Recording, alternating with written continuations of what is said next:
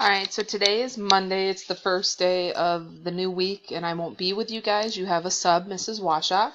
So pretty much every day that we have discussion, I'll have a little video because I will share out some of my observations if I were actually with you guys.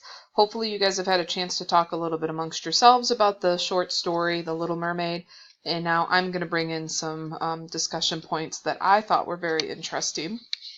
So going to the story right here, this is a pretty intense children's story, but this is very much classic fairy tale. Hans Christian Andersen is in the same world as the Brothers Grimm and the Grimm fairy tales, which tended to have a lot darker tones and undertones. When I first read this story and then also just rereading it, it has a lot of Christian undertones. It's not about love per se, it's about the soul. In fact, I think it's on page 6 is when the conversation first comes up, where if you get a man, you get the man, you get to marry him and get love from him, but more importantly, you get some type of soul or identity, and the soul has always been kind of a biblical or spiritual, religious connection. And it's interesting that that's kind of where it ends up, or that's how the story finishes out. The other thing I thought was really cool, craft-wise, was the color imagery. Like, it's just so vivid. And I feel like as a child, listening to this story would be really, really exciting. They didn't have movies or TV shows. I thought the pictures were kind of cool, too. But it's just so whimsy, and it's a new fantastical world. So I really like that, and I'm always curious to see or revisit that when I watch the Disney movie. The other thing I thought was interesting was she was 15, and they have this rite of passage where they learn or experience the alternative world or the human world, and everybody, they enjoy that experience, but they come back home. And the Little Mermaid, who doesn't have a name other than the Little Mermaid in this story, she can't let that go, and then it leads to her going to the human world. The last thing I thought was really interesting is the Sea Witch.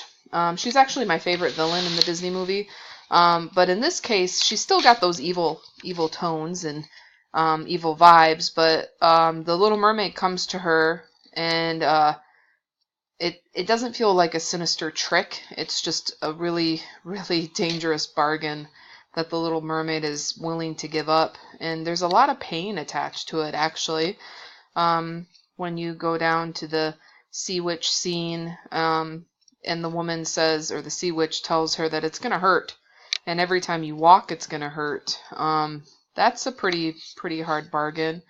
And then finally, the taking her tongue, right here, that's pretty dark too, and it's very permanent. Like in the movie, if I recall, it's not very permanent, and it's also very fast.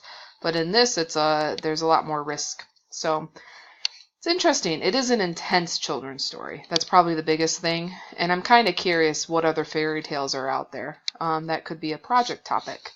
But that's kind of where I thought I was going or understood The Little Mermaid. So moving on, before we start the movie, I just want to kind of click through the PowerPoint, just like I would if I was there. You're going to read the Roberta Trite article. You're going to read it, annotate it, show me a picture of annotations as well as a Google Doc response. That article is very interesting. It kind of shreds the Disney movie apart. And the whole goal is not to destroy any of the movies that we're reviewing, but just kind of think of them in different ways. Tuesday is another round of reading and discussion. Wednesday is a workshop day for your final project. And then Thursday, Friday is another pairing up of literature, scholarly article, and film study. So watch the film. Think about any project ideas. For example, I had a girl a few years back. She basically talked about the evolution of Disney movies, was kind of her focus, and it was really fascinating. That presentation was a lot of fun. So think about project ideas and some reflections on the 3 focal questions that we've been talking about, which is cinematography, fidelity to the original, and of course social culture and the influences. And then to close out, just make sure you remember to read, and you could talk about how much the film contrasts or maybe if it still compares.